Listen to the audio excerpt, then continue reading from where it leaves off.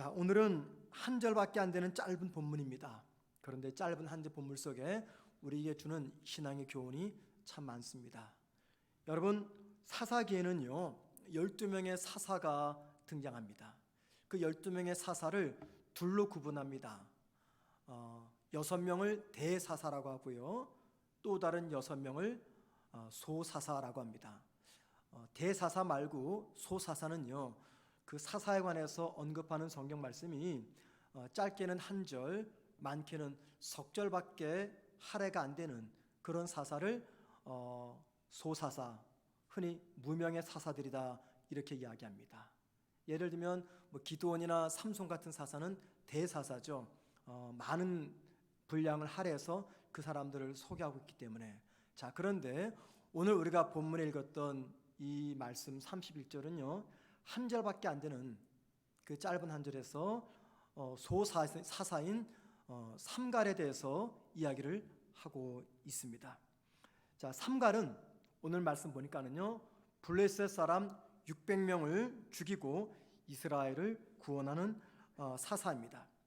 자, 31절은요 이 삼갈이 이스라엘의 12지파 중에서 어느 지파 사람인지 언급하지 않습니다. 그리고 또 어떤 경로를 통해서 이 삼갈이 이스라엘을 구원하는 구원자가 되었는지도 언급하지 않습니다.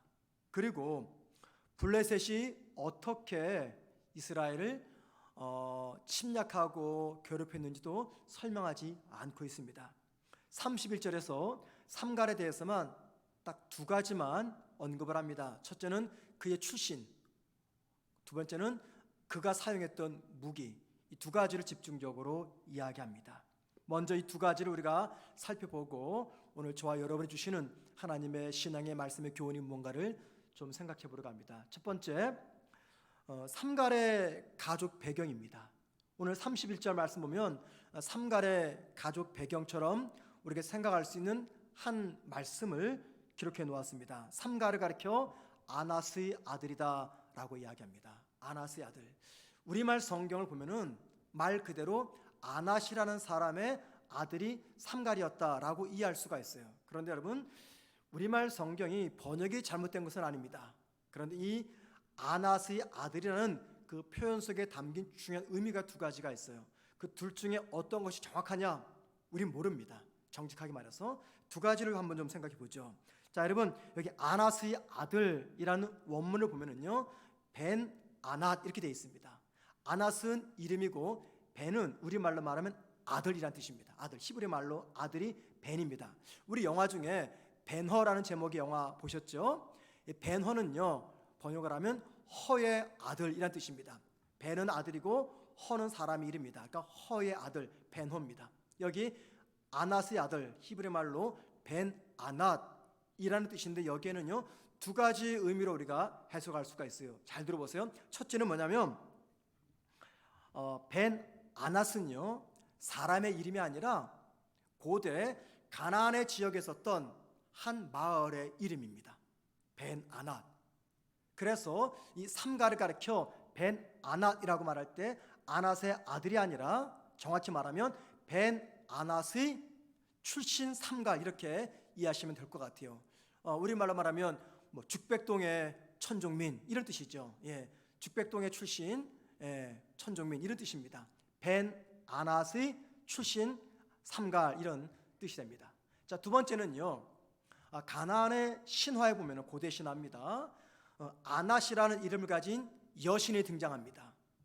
여신입니다. 특별히 이 아낫은 전쟁의 여신입니다. 그리고 우리가 잘 아는 가나안의 최고의 신 바알이 여러 명의 아내가 있었는데 그 중에 한 아내가 바로 이 아낫입니다. 그래서 벤 아낫이라고 할 때 아낫은 다른 말로 말하면 가나안의 전쟁의 여신의 아들 그 뜻입니다.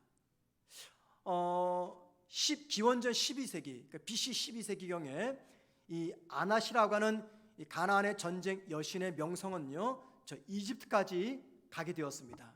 그래서 가나안 사람들뿐만이 아니라 이집트의 많은 사람들도 이 아낫의 여신을 전쟁의 신으로 숭배했습니다. 특별히 군인들이나 혹은 돈 받고 싸우는 용병들 이런 사람들 군인 출신들이 가장 열심을 다해 섬겼던 숭배했던 신이 바로 이 아낫이라는 전쟁의 여신이었습니다. 자, 그래서 삼가를 가리켜 벤 아낫이라고 할 때 이것은 벤 아낫의 출신 삼갈뿐만이 아니라 아낫이라고 하는 여신을 섬겼던 삼갈이라는 뜻으로 해석이 될 수가 있는 것입니다. 자, 아무튼 삼갈은 이스라엘 사람이 아닙니다. 이스라엘 사람이 아닌 가나안 출신의 사람으로서 가나안의 여신, 전쟁의 신 아낫을 섬겼던 사람이다라는 것을 우리가 먼저 이해를 해야 됩니다.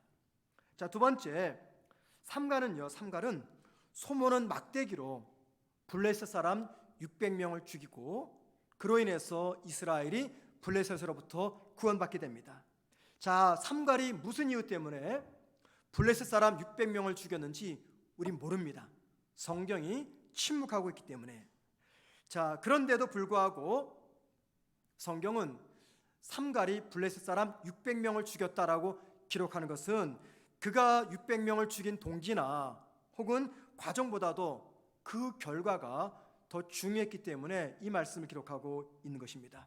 자, 그래서 성경을 연구하는 고고학자들, 특별히 주석학자들은 말하기를 삼갈이 블레셋 사람을 죽인 이유는 그 당시 삼갈은 이집트 왕의 용병이었는데 이집트 왕의 명령을 따라 블레셋을 징벌하고 떠났던 군인이었다. 그래서 이집트 왕의 명령을 따라 블레셋을 징벌했기 때문에 그래서 블레셋 사람 600명을 죽인 것이다. 이렇게 해석을 하고 있습니다. 그리고 삼갈이 블레셋 사람을 죽인 결과 이스라엘을 괴롭혔던 블레셋으로부터 이스라엘은 어부지리격으로 구원받게 되었다라고 하는 것이 오늘 본문을 연구하는 고고학자들, 특별히 성경학자들의 일관된 해석입니다.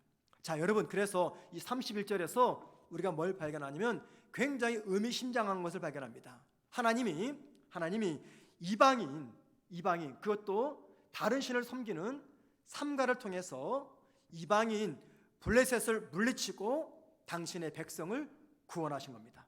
자, 그래서 우리가 뭘 봅니까? 하나님은 당신의 뜻과 목적을 이루기 위해서 사용 못할 사람이 없다는 겁니다. 그리고 하나님은 당신의 뜻을 이루기 위해서 우리가 도무지 예측할 수 없는 방법, 우리가 도무지 기대할 수 없는 사람을 통해서 하나님은 당신의 일을 행하신다라는 겁니다. 저는 목회를 하면서 이 말씀이 여러분보다 더 깊이 와닿습니다.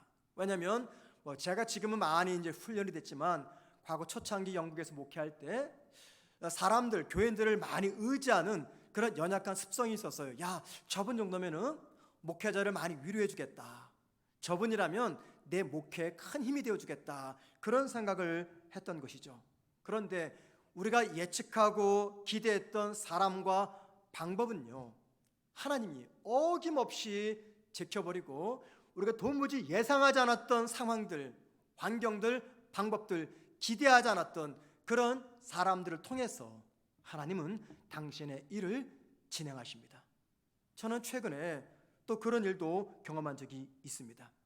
자, 바로 오늘 31절이 먼저는 이런 신앙의 교훈을 우리에게 안겨주고 있습니다. 자, 그러니까 여러분, 우리가 너무 지나치게 사람이나 방법이나 상황을 의지하면 안 됩니다. 하나님이 그거 별로 좋아하지 않습니다.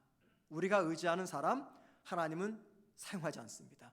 우리가 원하는 방법, 하나님은 선택하지 않습니다. 우리가 오히려 전혀 예상하지 않았던 사람, 우리가 전혀 상상하지 않았던 그런 방법과 경로를 통해서 하나님은 당신의 뜻과 당신의 방법을 만들어 가십니다. 만약에 우리의 생각 수준과 하나님의 생각 수준이 딱 일치해서 내가 생각하는 대로 하나님께서 일하시면요, 그분은 하나님이라고 말할 수가 없는 것이죠. 왜요? 내 사고와 똑같은 수준에 놓인 하나님인데 그분이 어떻게 전능하신 하나님이 될 수가 있겠습니까? 여러분, 그러므로 내 방법, 내가 기대하는 사람을 다 내려놓으셔야 됩니다. 그리할 때 하나님은 내가 도무지 예상하지 않은 방법과 사람을 통해서 내 삶을 아름답게 만들어 가십니다. 자, 삼가로 관한 한 절밖에 안 되는 이 짧은 구절이 오늘 저와 여러분이 주는 신앙의 교훈 두 가지를 먼저 생각해 봅니다.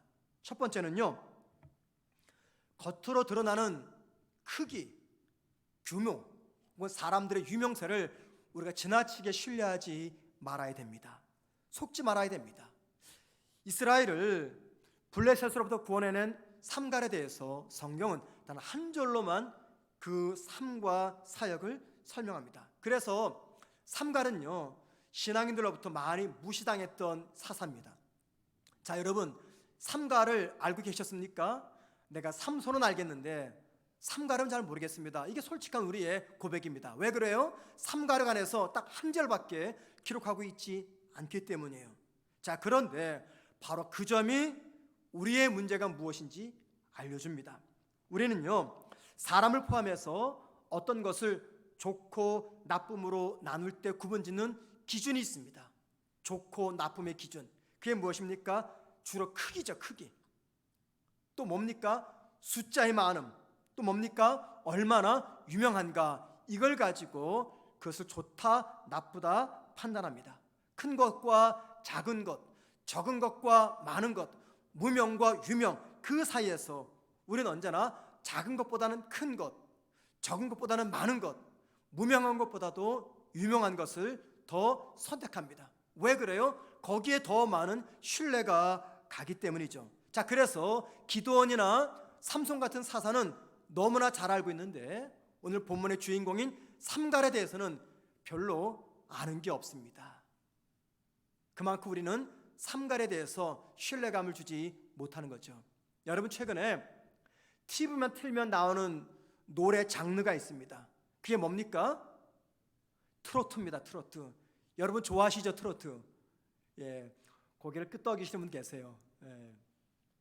우리나라가 요새 트로트의 열기가 어마어마합니다. 어느 정도 유명하냐면, 열기 뜨겁냐면, 저 미국에 계신 저희 처형님께서 전화하셔가지고 제 아내에게 트로트 뭡니까? 미스 트로트인가요? 이거 보느냐라고 물어보는 거예요. 그러니까 저희는 안 보거든요. 그러니까 또 이제 처형님이 그럼 예진이 아빠도 안 보냐? 그래서 예진이 아빠도 안 보지. 그랬더니 그러면 그 누구죠? 제가 이름을 봐야 됩니다. 아, 이명웅. 이명웅을 아느냐? 이명웅. 이명웅이 누구예요? 모르지. 그랬더니 저희 큰 처형님이 그래가지고 무슨 목회를 하냐고. 예, 교인들이 좋아하고 즐겨 듣는 트로트를 알아야지 목회가 되는 거지. 아마 우리 처형님께서 트로트 안 좋아하시면 말입니다. 제가 이명웅 씨를 알고 트로트를 좋아한다 그러면 목사가 돼가지고 어떻게 트로트 좋아하냐고 분명히 그렇게 말씀하실 거예요. 아무튼 또 이름을 봐야 됩니다. 이명웅. 이 이명웅 씨가 요새 굉장히 유명해요. 그죠? CF도 많이 찍습니다. 자, 그런데 여러분 한번 생각해 보세요. 똑같은 제품을 가지고 이명웅 씨가 광고 모델로 나오고 또 제가 광고 모델로 나옵니다. 여러분, 솔직히 누가 광고 모델로 나온 제품을 구입하시겠어요? 이명웅입니까? 천종민입니까? 예. 알겠습니다. 예. 자, 왜 이명웅 씨가 광고한 거 선택합니까? 왜 그래요? 이유는 하나입니다. 유명하기 때문에. 자, 그런데 거기 유명하다 거기에는 뭐가 들어가는 거예요? 신뢰감입니다. 신뢰감. 유명하니까 무명한 저보다는 신뢰감이 가는 거예요. 아마 제가 오늘 본문을 가지고 설교하는 것보다 더 뛰어난 신학자가 나타나서 31절을 해석하면은요, 제 설교보다 그분의 강의를 더 신뢰할 겁니다. 더 유명하니까. 이게 무슨 말이냐면 우리는 언제나 크고 많고 유명한 것에 더 신뢰감을 부여합니다. 바로 이것이 오늘 본문이 저와 여러분의 문제가 무엇인가를 지적해주는 신앙의 교훈입니다. 따라서 여러분, 단 한 절로 설명되는 이 삼갈의 이야기를 통해서 평소 나는 선택하는 그 기준이 무엇인가를 정직하게 생각해 보셔야 됩니다. 많은 사람들이 선택하는 그게 진리입니다. 많고 크고 유명한 게 나에게 유익합니다. 이게 바로 우리가 가지고 있는 눈에 보이는 것을 따라가는 비신앙적인 모습이라는 것입니다. 주님은 적은 것보다는 많은 것, 혹은 작은 것보다는 큰 것, 혹은 무명한 것보다는 유명한 것을 더 선호하는 분이 아니십니다. 앞서 보았던, 우리 지난주 보았죠, 모압의 왕 에글론. 이 에글론이 어디 왕감입니까? 에훗, 자격에 미치지 못하는 사사였습니다. 삼갈, 이스라엘 사람도 아닙니다. 이방인 사람으로서 이방신을 섬기는 사람입니다. 그런데 하나님은 우리가 생각하는 크기, 유명세에 비춰볼 때 도무지 쓸 수 없는, 사용할 수 없는 그런 사람들을 사용하셔서 하나님의 일을 해 나가십니다. 여러분, 삼갈에 관한 이야기는요 단 한 절뿐입니다. 이런 삼갈에게 무슨 선한 것이 날 수가 있어요? 이방인입니다. 하나님이 아닌 우상을 섬깁니다. 그런 삼갈에게 무슨 선한 것을 우리가 기대할 수가 있습니까? 그런데 우리의 기대를 깨고 하나님은 그를 통해서 이스라엘을 구원하셨어요.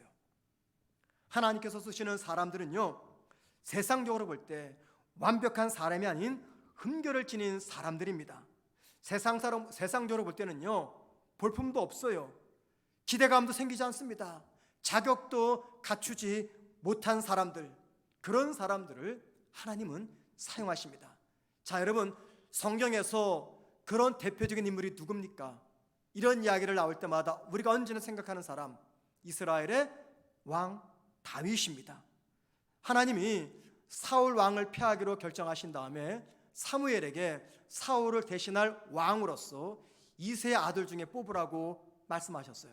자, 그러자 아버지 이새뿐 아니라 사무엘도요 겉으로 드러나는 이 출중한 외모에 속아가지고 다른 아들을 왕으로 세우려고 합니다. 하지만 하나님은 그걸 반대하셨어요. 하나님은 외모가 아닌 그의 마음에 담겨있는 그 중심을 보셨습니다. 사무엘상 16장 7절 말씀, 제가 우리 교회 목사가 된 후, 우리 교회 담임 목사가 된 후 가장 좋아하는 말씀입니다. 한번 다 같이 사무엘상 16장 7절 말씀 한번 보십니다. 제가 한번 읽어볼게요. 잘 들어보세요. 여호와께서 사무엘에게 이르시되 그 용모와 키를 보지 말라. 내가 이미 그를 버렸노라. 나의 보는 것은 사람과 같지 아니하니 사람은 외모를 보거니와 나 여호와는 중심을 보느니라. 사람은 키를 보는데 하나님은 중심을 보신다. 그래서 제가요 우리 교회 담임 목사가 된 다음에 이 말씀을 가장 사랑하게 되었습니다. 그리고 우리 교회가 참 성경적인 교회다라고 제가 생각을 하게 되었어요. 여러분, 주님의 이 말씀이 무슨 말입니까? 겉으로 드러나는 외모, 크기, 숫자, 유명세, 이런 것에 속지 말라는 것입니다. 남들에 비해서 외모가 떨어진다고 해서 나쁜 것이 아니고, 규모가 작다고 해서 나쁜 것이 아니고, 숫자가 작다고 해서 실패하는 것이 아니고, 무명하다고 해서 사용 못하는 것이 아니다라는 것을 말씀하십니다. 자, 여러분, 만약에 여러분이 남들보다 부족한 내 자신의 모습을 보면서 하나님이 과연 이런 나를 사용하실까 생각하신다면 여러분은 하나님을 잘 모르시는 분입니다. 만약에 여러분들이 남들보다 출중한 나를 보시고 하나님께서 사용하시겠지라고 생각하신다면 그거 역시 여러분은 하나님을 잘 모르시는 분입니다. 제 선배님이 영국에서 목회를 하세요. 주로 이제 유학생이나 혹은 안식년차 영국에 방문하는 교수들, 이런, 그래서 그분들의 교인들의 대다수는요 평균 학력이 박사입니다. 판검사들이고요, 의사고, 변호사고요, 대학 교수고, 고위공무원입니다. 그러니까는 높은 데 있는 분들이 안식년을 맞이해서 영국에 와서 연구하는 거죠. 그래서 그분이 언젠가 저한테 그런 얘기를 해요. 천 목사, 우리 교회 교인들은 한국에 나가면 일당백이야, 그런 얘기를 해요. 그렇죠, 여러분. 일당백이죠. 저 같은 사람이 100명이 모여 살 일보다 그 판검사 한 명이 하는 일이 더 영향력이 크죠. 그런데 여러분, 세상 말로 그것은요, 제가 좀 저속한 표현을 쓸게요. 웃기는 이야기입니다. 하나님 앞에서는. 어떻게 그런 사람이 하나님 앞에서 일당백이 됩니까? 아니죠. 하나님은 그런 사람들이 일당백으로 쓰지 않습니다. 우린 이처럼 겉으로 드러나는 외모, 크기, 숫자 혹은 유명세, 배경, 화려함, 그런 것들에 잘 속습니다. 그런데 하나님은 이런 것들에 속지 않습니다. 우리가 이것을 꼭 기억하셔야 됩니다. 자, 두 번째, 여러분, 삼갈의 이야기가 보여주는 또 다른 특징이 있어요. 하나님은 우리의 손에, 저와 여러분의 손에 무엇이 들려있든지 그것을 이용해서 당신의 뜻을 이루어 가십니다. 여러분, 오늘 31절에서 우리가 눈여겨볼 것이 있습니다. 삼갈이 블레셋 사람 600명을 죽였어요. 분명히 군인이었겠죠. 블레셋 군사를 600명으로 죽였는데 그의 공격형 무기가 무엇이었습니까? 소 모는 막대기였습니다. 지팡이 같은 거죠. 막대기. 소 엉덩이 때려가지고 앞으로 모는, 소 모는 막대기였어요. 여러분, 소 모는 막대기는요, 이 비전투형 도구입니다. 어찌 보면은 소 모는 막대기는요, 가만히 생각해 이게 뭘까 생각해보니 농기구가 아니겠는가 그런 생각이 들어요. 소를 몰아서 밭을 갈 때 썼던 농기구. 그 농기구를 가지고 블레셋 군사 600명을 죽였어요. 여러분, 삼갈의 입장에서는요, 손모는 막대기는 이게 전투형 무기가 아닙니다. 최악의 무기입니다. 왜 삼갈이 다른 무기 놔두고 손모는 막대기를 가지고 싸웠는지는 모르겠어요. 그런데 한번 상상해 보세요.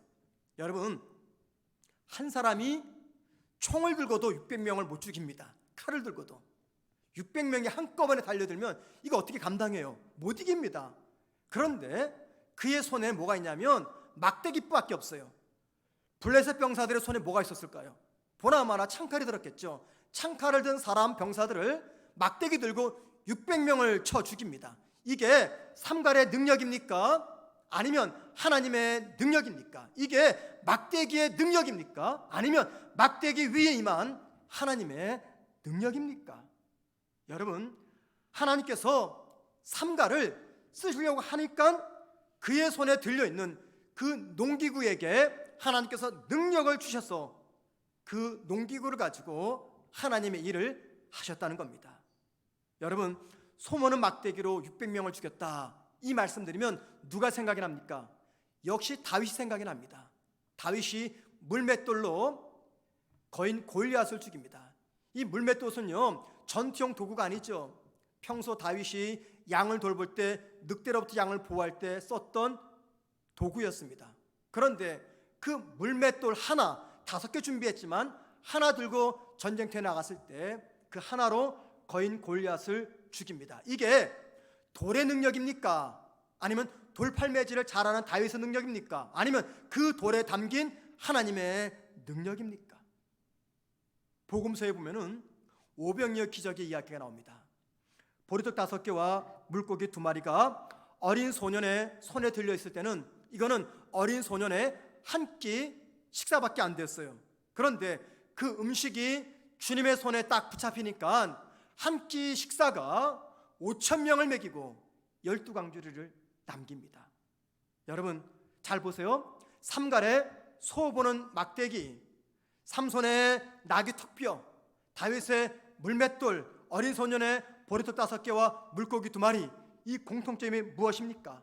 공통점, 인간적으로 볼 때는 한없이 연약한 것이지만 그것이 주님의 손에 들려지고 그 위에 하나님의 능력이 더하게 되면요, 우리의 상상을 초월하는 하나님의 능력의 근원이 되는 것입니다.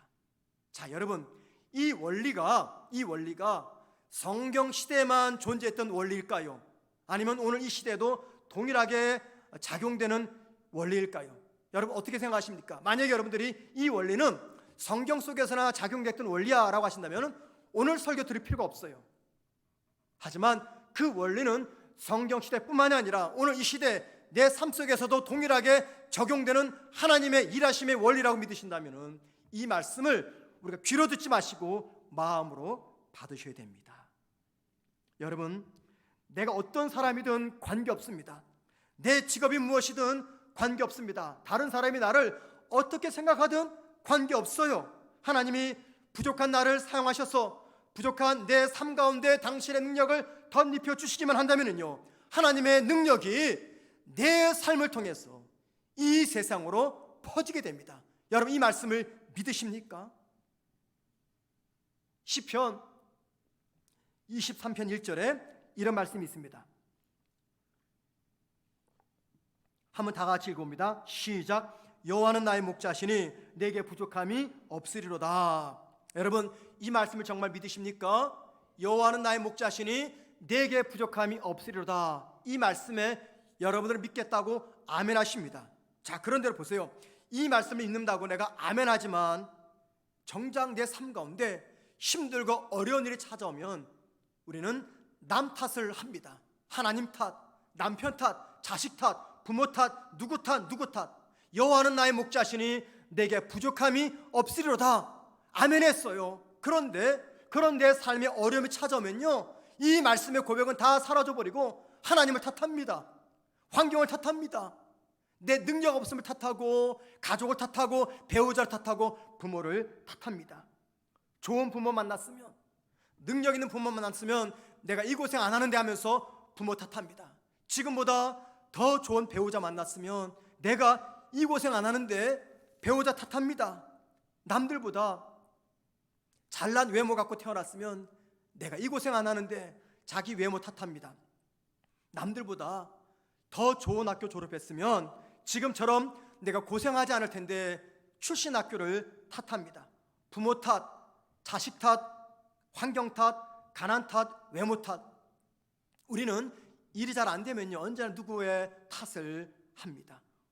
우리는 여호와는 나의 목자시니 내게 부족함이 없으리로다 말씀이 아멘하면서도 잘 풀리지 않는 자기 인생의 문제 앞에서는요, 그 모든 원인이 하나님 탓, 부모 탓, 배우자 탓, 자식 탓, 환경 탓, 외모 탓, 건강 탓, 학교 탓, 목사 탓, 교회 사장 탓, 남 탓을 합니다. 여러분, 내가 능력이 없는 부모 만나서 고생할 수가 있어요.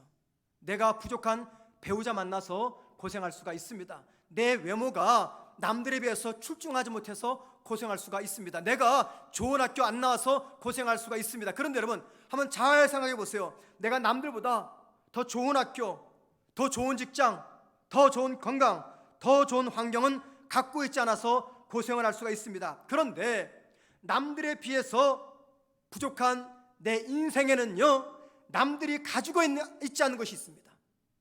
남들이 가지고 있지 않는 것, 그런데 나는 가지고 있는 것, 그게 무엇입니까?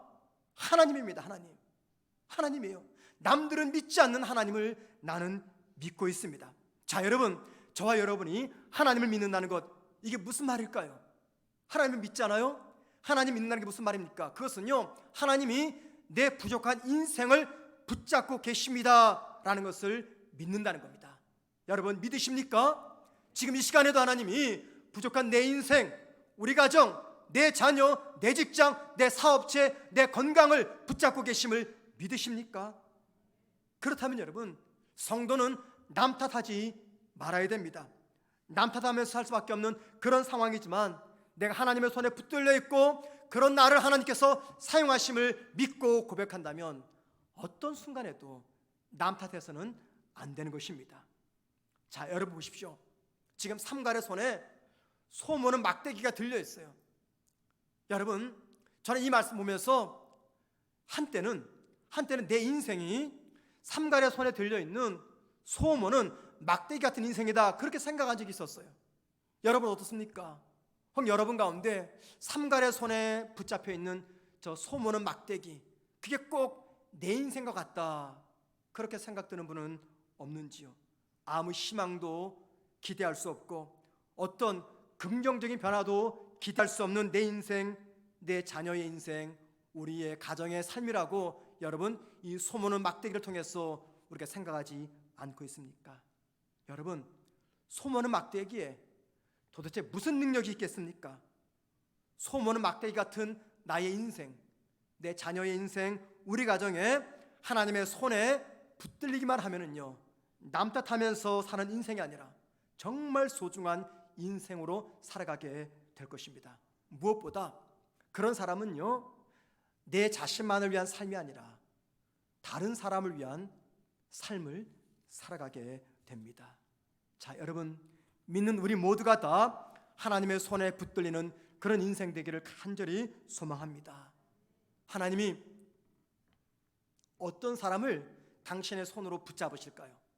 하나님이 어떤 가정을, 어떤 사업체를, 어떤 교회를 당신의 손에 붙잡으셔가지고 능력을 발휘하실까요? 우리 모릅니다. 왜요? 하나님이 아니기 때문에. 저와 여러분이 하나님의 마음을 어떻게 아시겠어요? 모릅니다. 그런데 여러분, 성경은 하나님이 손에 붙잡고 쓰시는 그 사람의 원리, 그 원리가 무엇인지는 우리에게 알려줍니다. 여러분 잘 보세요.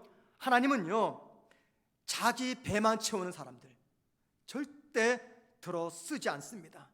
자기만 위하는 그 인생, 하나님은 절대 그 인생을 귀하게 쓰지 않습니다. 어쩌면 잘 먹고 잘 살 수는 있어. 이 땅에서 떵떵거리면서 부족함 없이 배 뚫리면서 살 수는 있어요. 그런데 하나님 보시기에 정말 값진 인생, 소중한 인생으로는 쓰지 않습니다.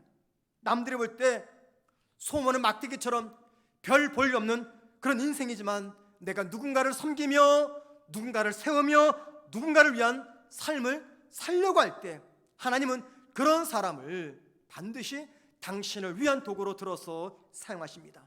능력도 없고 유명하지도 않은 무명의 사람들이 하나님에 의해서 사용되어질 때 그들은 반드시 자신의 유익이 아니라 다른 사람의 유익을 위한 그런 삶을 살아가고 있는 것입니다. 자, 따라서 여러분, 만일 하나님이 한없이 연약한 나를 당신의 손에 붙잡고 사용하기를 원하신다면, 그런 기도 제목이 우리에게 있다면 여러분 하나를 잘 아셔야 됩니다. 그것은 내 자신만을 위한 삶이 아니라 타인을 위한 그런 삶을 살아가는 우리의 삶이 되어야 됩니다. 하나님은 타인을 위해서 자기의 것을 희생하는 그런 사람들은요, 그의 능력과 관계없이 하나님께서 당신의 손에 붙잡으셔가지고 정말 그 인생을 의미 있고 소중하게 사용하십니다. 그래서 그가 살다간 그 삶의 흔적에는요, 세상 사람들은 알아주지 못하지만 하나님께서 기억하시고 그뿐만이 아니라 그의 후손들까지도 복되게 하십니다. 우리는 내 삶이, 그리고 내 자녀의 삶이, 우리의 가정이, 우리의 사업장이, 우리 교회가 하나님의 손에 붙잡혀 쓰임받기를 간절히 소망합니다. 하나님의 손에 의해서 쓰임받기를 원하신다면 하나님의 이름으로 다른 사람들을 유익하게 하는 그런 삶을 살아가셔야 됩니다. 여러분, 우리 가정에 하나님의 복이 임했습니까? 하나님의 복이 여러분의 가정에 임했습니까? 그것으로 중단하시면 큰일 납니다. 우리 가정에 임한 하나님의 복을 다른 가정으로 흘려보내셔야 됩니다. 내 삶에 찾아온 하나님의 은혜가 있습니까? 그 은혜를 나만 붙잡지 마시고요, 내 주변 사람들에게 흘려보내야 됩니다. 내 사업장에 하나님의 은혜가 임했나요? 그럼 여러분 가두지 마시고 문을 여십시오. 여셔서 내 사업장에 흘러넘친 하나님의 은혜를 세상으로 다시 돌려보내십시오. 그리할 때 우리 가정, 우리 자녀, 내 인생, 내 사업장, 우리 가정, 우리 교회를 하나님께서 더 귀하고 더 복되게 사용하실 겁니다. 왜냐하면 바로 그것이 하나님께서 영광을 받으시기 때문에, 하나님의 영광을 위해서라도 그런 가정과 그런 직장과 그런 교회를 하나님은 반드시 책임지시면서 사용하실 것입니다. 자, 여러분, 이게 절대적이라고 말할 수는 없어요. 그런데 제가 지금까지 제가 경험한 바에 의하면, 제가 경험하지 않은 분도 있겠죠. 제가 경험한 바에 의하면 우리 선교사님들의 자녀들, 하나님께서 복 안 주신 자녀들이 없는 것 같아요. 가만히 생각해 봅니다. 도대체 왜 선교사님들의 자녀들이 잘 될까? 이건 어디까지나 제 주관적인 경험입니다. 절대적인 아니에요. 제가 경험한 바에 의하면 그렇습니다. 선교사님들의 자녀들이 참 잘 돼요. 오해하지 마십시오. 잘 된다는 게 뭐 사업 성공하고 뭐 벼락부장, 이게 아닙니다. 이 땅에서 정말 의미 있게 소중한 인생으로 살아가는 것을 제가 참 많이 봅니다. 왜 그럴까? 너무너무 답은 간단한 것 같아요. 하나님이 얼마나 기쁘시겠습니까? 하나님의 영광을 위해서, 하나님께 받은 그 사랑을 다시 세상에 돌려보내기 위해서 고국을 떠나서 인생의 모든 것들을 중단한 채 낯선 선교지에서 목숨 바쳐 사역하는 그런 선교사님들의 자손들을 어찌 하나님께서 손에 붙잡고 사용하지 않으시겠는가, 그런 생각을 해봅니다. 여러분, 이게 어디 선교사만 그렇습니까? 선교사만 그렇습니까? 우리 성도들의 자손도 그렇습니다. 그래서 내게 주신 하나님의 은혜를 세상과 나누면서 하나님의 손에 붙들려 사용한다면요, 그 자손들은 하나님께서 반드시 복되게 하실 겁니다. 자, 여러분, 오늘 본문에 나오는 삼갈처럼 내 삶의 크기가 다른 사람에 비해서 적다고 생각하십니까? 내 자녀의 삶의 크기가 다른 집 자녀보다 더 작다고 생각하십니까? 여러분, 그래서 제 경험상 더 희망이 있는 것입니다. 왜냐하면 작다고 느껴지는 그 순간, 내 인생이 소모는 막대기에 왔다라고 생각되는 그 순간이야말로 나를 당신의 손으로 붙드셔서 당신의 능력을 주셔서 당신의 영광을 위해서 그런 저와 여러분을 사용하시는 축복된 순간이기 때문입니다. 하나님이 당신의 손으로 나를 붙잡으시면 나는 결코 작지 않습니다. 이 세상에서 가장 크고 가장 능력의 권세가 내 삶에 역사하는데 어찌 내 인생이 작다고 말할 수가 있겠습니까? 다른 사람을 유익하게 하고 다른 사람을 복되게 하고 다른 사람을 섬기는 그런 간절한 소망이 있는 그런 성도들을 하나님은 당신의 손으로 붙잡으셔서 필요한 능력을 허락해 주십니다. 그래서 삼갈이 막대기 하나로 하나님의 능력에 의해서 적군 600명을 죽였듯이 우리 인생에서 만나는 수많은 인생의 시련 앞에서 하나님은 저와 여러분을 붙잡아 주시기 때문에 결국은 승리의 길로 가게 하실 겁니다. 자, 그런 소망이 저와 여러분에 있기에 우리에게는 남다른 비전을 품어야 된다는 것입니다. 그리고 우리 자녀를 위해서 기도할 때 우리가 지금까지 드리지 못했던 그런 기도 제목을 가지고 내 자녀를 위해서 기도하셔야 됩니다. 자, 여러분의 비전이 무엇입니까? 여러분의 간절한 소망이 무엇입니까? 잘 먹고 잘 사는 것, 우리의 비전, 우리의 소망일 수 있어요. 여러분이 그동안 자녀를 위해서 기도하셨다면 어떤 기도하셨습니까? 우리 자녀가 다른 집 자녀보다 잘 되게 하옵소서, 좋은 학교 들어가고 좋은 직장에 취직하고 좋은 배우자 만나 결혼하고 행복하게 잘 살게 하옵소서, 그런 기도 필요합니다. 그런데 여러분, 정말 내 인생이 하나님의 손에 붙들리고 내 자녀가 하나님의 손에 붙들려서 쓰임받기를 원하신다면 기도 제목 바꾸셔야 됩니다. 하나님, 내게 주신 이 복과 은혜를 내가 세상으로 흘려보내겠습니다. 하나님, 내 자녀가 자기 배만 두들기는 그런 어리석은 인생이 아니라 하나님께 주시는 그 은혜를 가지고 또 다른 사람들에게 유익을 끼치는, 세상을 이롭게 하고 사람을 섬기는 그런 인생이 되게 없어서 그런 기도 제목으로 바뀌셔야 됩니다. 그런 마음의 소망만 가져도 하나님은 저와 여러분의 믿음의 가능성을 보시고 붙잡으셔서 오늘을 이겨낼 수 있는 하나님의 능력과 힘과 지혜를 허락하실 것입니다. 오늘 이 말씀의 원리를 잘 붙잡으셔서 하나님, 저에게 비전을 주옵소서. 내 비록 많이 부족하고 연약하지만 내게 주신 은혜를 가지고 다시 세상으로 흘려보내겠습니다. 내 자녀 인생을 복되게 하시되 잘 먹고 잘 사는 것에 인생의 목적이 있는 것이 아니라 하나님 앞에서 어떻게 사는 삶이 바른 삶인지 알게 하시며 그 고백처럼 살아갈 수 있는 은혜와 지혜를 달라고 함께 부르짖어 기도하는 저와 여러분 되기를 주님의 이름으로 축원을 드립니다.